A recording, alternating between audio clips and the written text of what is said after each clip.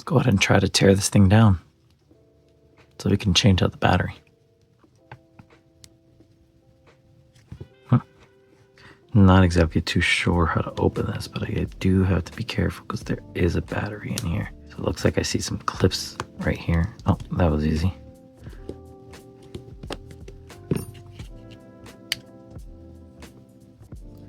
And inside of here, we do have what indeed seems to be a 2 amp hour battery. We're going to go ahead and swap that out.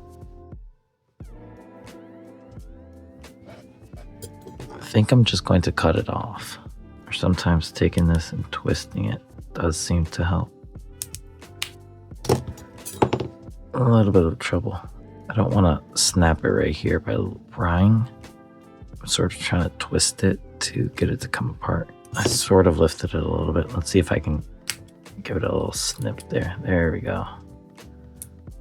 All right, so that's disconnected on this end. There's a temperature sensor right there. This is sort of soldered on right here, so go ahead and see if we can melt that off. The lead is bent in place.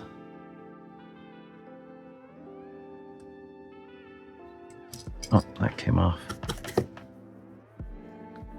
All right, remove that little piece of rubber, set it there to the side. So now I think I can just cut it right here.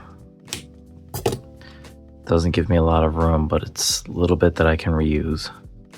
Let's take this, the new battery over here. Sort of going to do a little bit of a check to see how close to the edge this actually is here.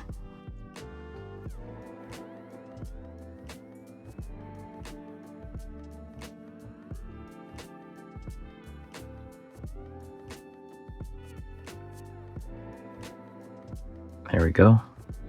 That side's in place now. Let's give it a little extra solder so that it's got a nice, good, solid joint on there. All right, now we can reapply this cap down tape. I could use a new one, but honestly, what's the point? This is already a sort of rigged setup here. Just remove this little sliver right there that's sticking out. There we go. And now the cap down tape that holds down the temperature sensor. And then finally, looks like I need something to hold this up. And here we go.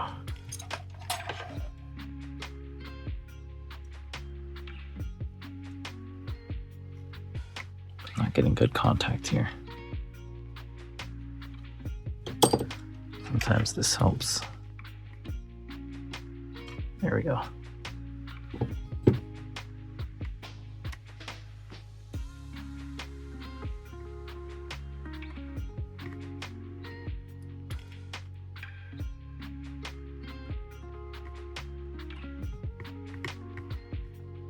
Alrighty, that is a modified Ryobi battery now.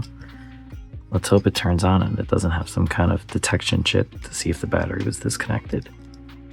This little protector right here.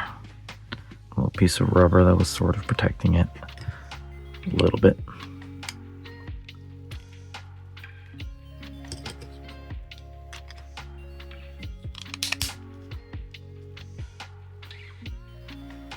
All right, let's go ahead and plug it in and give it a try. Actually, so here we have.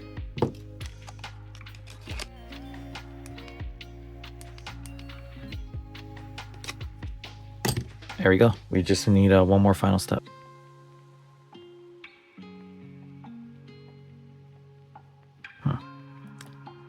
That seems fitty. Ryobi.